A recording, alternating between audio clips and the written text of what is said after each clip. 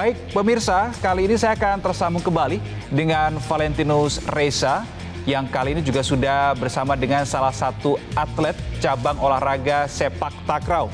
Reza, silakan dengan laporan Anda.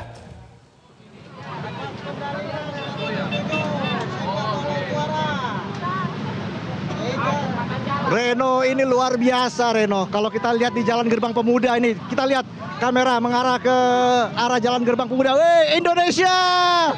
Weh, luar biasa antusiasme dan juga euforia para supporter, para warga yang ada di sini. Dan saat ini saya berada di atas bus bandros. Saya ikut arak-arakan bersama dengan para atlet dari cabang olahraga sepak takraw yang berhasil meraih 2 emas dan 1 perak. Oke, apa kabar semuanya? Baik, Kak. Yes, itu dia. Kita lihat semangat sekali ya. Di sini bagaimana 11 bus bandros itu dipersiapkan untuk arak-arakan ini untuk mengangkut para atlet dari sejumlah cabang olahraga. Dan memang tadi seperti yang kita kabarkan, kami masih belum bisa menemui para pasukan timnas U22 Indonesia yang kabarnya juga sudah terjebak oleh massa, sehingga nanti timnas U22 Indonesia akan langsung diarahkan menuju ke Bundaran HI. Nah, inilah bagaimana euforia, kemeriahan setelah tadi dibuka oleh Menpora Dito Aryo Tejo dari gedung Kemenpora. Dan saat ini bus bandros ini juga dikawal begitu ya oleh para masyarakat, khususnya masyarakat pengguna roda 2. Ada yang membawa bendera merah putih, lalu juga ada yang mengeluh-elukan para atlet ini yang memang jasanya sangat luar biasa. 87 medali emas diborong langsung dari SEA Games Kamboja.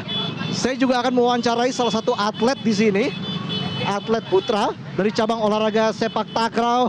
Halo, apa kabar Mas? Namanya siapa Mas? Namanya Rusdi. Mas Rusdi, kemarin gimana Mas perjuangan Mas Rusdi dan juga tim sepak takraw untuk bisa meraih medali emas di Kamboja?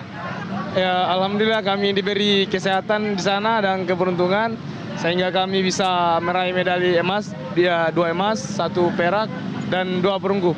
Oke, 2 emas, 1 perak, 2 perunggu. dan juga di nomor putri 2 perunggu ya. Apa yang menjadi kendala Mas kemarin? Bisa diceritakan di sini sama kita? Ya, alhamdulillah lancar-lancar aja sih di sana, Pak. Jadi tidak ada kendala sama sekali ya? Baik dari segi pelaksanaan, dari segi penyelenggaraan SEA Games Kamboja, semuanya aman ya Mas ya? Aman, sangat aman di sana, Pak. Oke. Orang tua sudah kontak Mas? Sudah, kemarin sudah pas juara di telepon dan berkabar dan terima kasih juga kepada keluarga-keluarga di sana. Oh, dari mana Mas? Keluarga dari mana? Saya dari Pulau Balanglompo, dari Makassar, Sulawesi Selatan. Jadi di rumah itu ramai sekali ya, pasti suasananya ya? Masih ramai sampai sekarang. Sampai sekarang masih ramai. Nunggu kedatangan pulang dari Oke. sini. Rencana kapan pulang ke Makassar? Masih nunggu informasi juga dari Ketua PSTI. Oke. Oke Mas Rusdi, ini kemarin melihat tim sepak takraw yang luar biasa mempersembahkan 2 medali emas begitu ya, Mas Rusdi. Apa harapannya ke depan Mas Rusdi?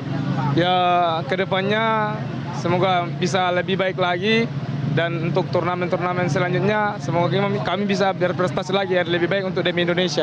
Oke, nah kemarin itu apa evaluasi dari Mas Rusdi, baik dari tim ya, walaupun memang sudah meraih emas, tapi kan pasti ada sedikit evaluasi mungkin dari pelatih, seperti apa Mas Rusdi? Ya, mungkin kami pulang nanti mungkin menambah lagi latihan dan pusatkan lagi TC di Sukabumi lagi untuk persiapan insya Allah SEA Games. Kalau saya nonton sepak takraw itu ya Mas Rusdi ya, kok bisa ya begini ya, dengan lincahnya berputar, kaki berputar seperti itu latihannya berapa lama sih Mas Rusdi? Latihannya itu kami dari kelas 5 SD sampai sekarang latihannya ya harus rutinitasnya setiap hari kalau latihan sepak takraw. Saya kelas 5 SD ngapain ya?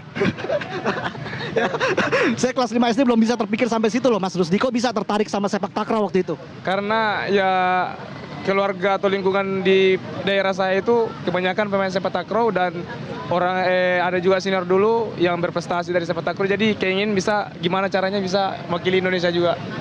Oke. Jadi siapa yang memperkenalkan Mas Rusdi pertama kali itu dengan olahraga sepak takraw? Ya, pertama kali dari sekolah kami, kepala sekolah dia Pak Abdurrahman Saleh, dan di sana pimpinannya ya dulu alhamdulillah sangat bagus kan. Jadi ekstrakurikulernya saja sudah ada sepak takraw ya?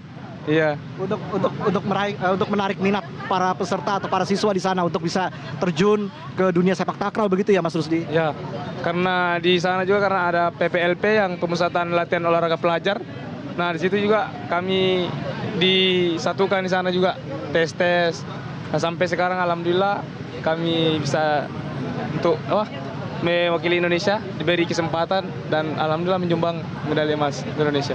Alhamdulillah. Pesaing terberat kita dari mana saja sih Mas kalau boleh tahu?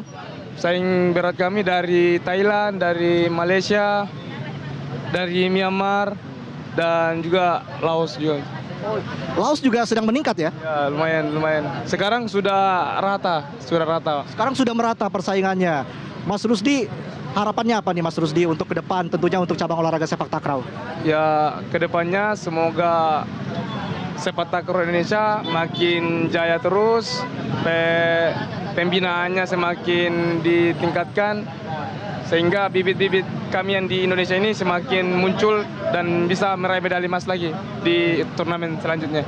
Oke, nah Mas Rusdi, ini kan Mas Rusdi dan teman-teman dari sepak takraw ini sedang diarak nih, Mas Rusdi. Gimana perasaannya diarak loh, Mas Rusdi keliling kota, nanti finishnya ke GBK? Ya, kami sangat bangga karena disambut dengan meriah di Jakarta Senayan ini. Dulu dong, dadah sama, Indonesia.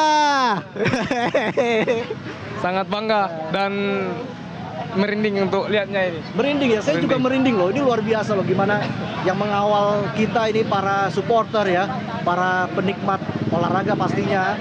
Apapun cabang olahraganya, siapapun atletnya kita dukung karena ini luar biasa 87 medali emas dibawa pulang nih alhamdulillah ya Mas Rusdi. Ya, alhamdulillah. Dan ini juga sejarah bagi sepak takraw bisa mendapatkan medali emas 2 dan 1 perak untuk putra. Wow, luar biasa. Kita lihat pemirsa di sana jalanan masih ramai ya. Dan juga tentunya pengamanan yang sangat ketat dari Dishub, dari pihak kepolisian. Karena tadi ternyata di gedung Kemenpora pemirsa ada 1 orang yang diamankan oleh pihak kepolisian karena diduga adalah seorang pencopet. Tadi sudah diamankan di ruang keamanan Kemenpora.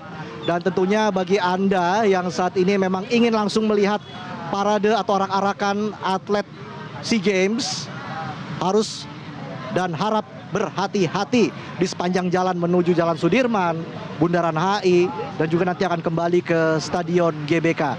Kita kembali ke Mas Rusdi di sini. Mas Rusdi, apa yang ingin Anda sampaikan kepada orang tua dan juga para kerabat Anda di Makassar saat ini? Ya, terima kasih atas doa dan dukungannya masyarakat Indonesia, masyarakat Sulawesi Selatan, dan masyarakat Pulau Lompok. Kami sangat berterima kasih. Dan pelatih-pelatih juga di pulau di Sulawesi Selatan dan seluruh Indonesia. Terima kasih banyak. Sehingga kami ini bisa meraih medali emas ini. Sudah kepikiran bonusnya mau dipakai apa? Ya, insya Allah dipakai dengan yang baik-baik lah untuk kedepannya. Tapi kalau soal pembinaan sepak takraw, fasilitasnya seperti apa sih sekarang Mas Rusdi? Ya, pembinaannya sekarang ya alhamdulillah lumayan, ya cukup lumayan lah untuk di TC kan di Sukabumi, dapat makanan, dapat uang saku dan pembinaan. Semoga Mas Rusdi sehat selalu ya, terus berjuang untuk Indonesia dan bisa bertemu keluarga secepatnya, berbagi kebahagiaan dengan keluarga. Tentu itu lebih penting ya untuk Mas Rusdi. Selamat Mas Rusdi sekali lagi. Saya doakan yang terbaik untuk Mas Rusdi dan juga teman-teman dari tim sepak takraw putra dan putri yang sudah mempersembahkan 2 medali emas, 1 perak dan juga 2 perunggu. Ya, pemirsa, seperti yang saya katakan tadi pemirsa, di Jalan Gerbang Pemuda ini tadi kita berangkat ini sudah 15 menit dan masih di sini-sini saja pemirsa. Kita mau masuk ke Jalan Gatot Subroto. Namun tampaknya lalu lintas di sini masih tersendat. Masih ada para supporter yang membawa bendera merah putih. Lalu juga kita lihat di sini para warga di pinggir jalan juga tidak mau kehilangan momen untuk foto, untuk mencetak sejarah, bisa mengabadikan momen ini. Ya, kita lihat kecepatan mobil saat ini di bawah 20 km per jam pemirsa. Mungkin sekitar 5 atau 10 km per jam. Jadi mungkin bisa diperkirakan kita akan tiba di Stadion Utama Gelora Bung Karno itu sekitar 1 atau 1,5 jam lagi. Iya. Kita masih belum bisa melihat pasukan dari Timnas Garuda Muda yang memang tadi juga tidak hadir di halaman Kemenpora karena sudah dikepung oleh massa. Dan ini memang luar biasa pemirsa, ini sejarah pemirsa. 87 emas, medali emas di SEA Games. Apalagi sepak bola bisa mempersembahkan medali emas dengan penantian 32 tahun. Sama dengan umurnya Menpora ya, 32 tahun juga. Oke, sementara kita laporkan sampai di sini dulu. Nanti kita update lagi seperti apa Reno perkembangannya. Kita kembali ke studio. Reno, silakan Reno.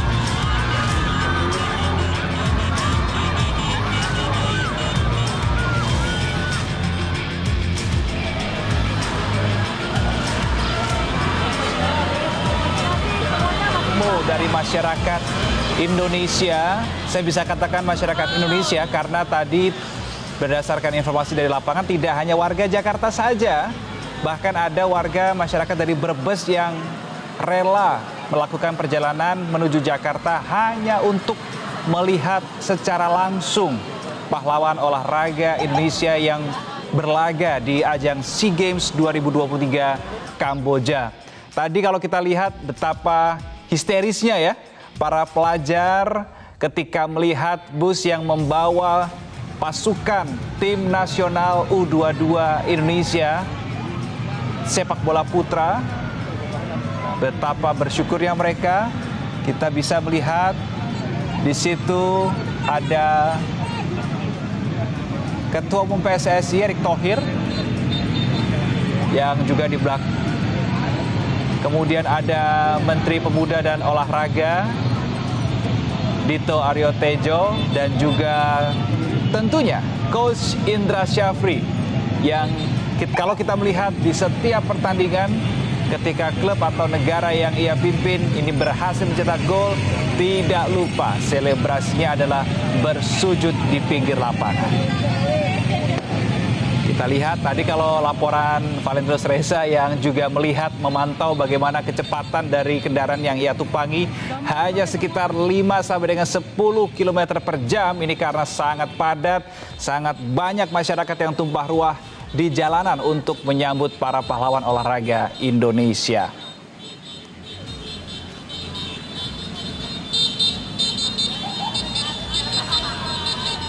Tapi pemirsa, berdasarkan kalau saya tadi mendengarkan informasi dan laporan yang diberikan oleh Valentinus Reza, kita tentunya tahu ya bahwa medali emas ini tidak hanya diberikan atau diraih oleh cabang olahraga sepak bola putra saja di SEA Games 2023 Kamboja, tetapi dari cabang olahraga sepak takraw putra tadi buktinya berhasil menyumbangkan 2 medali emas. Kemudian yang juga tidak kalah lama penantiannya dibandingkan dengan cabur sepak bola putra untuk mendapatkan medali emas adalah cabang olahraga basket putri yang juga sekitar 46 tahun penantiannya untuk mendapatkan medali emas. Luar biasa, 87 medali emas seperti yang tadi diberikan informasi oleh Valentinus Reza. Ini adalah sejarah yang berhasil dicetak oleh para kontingen Indonesia.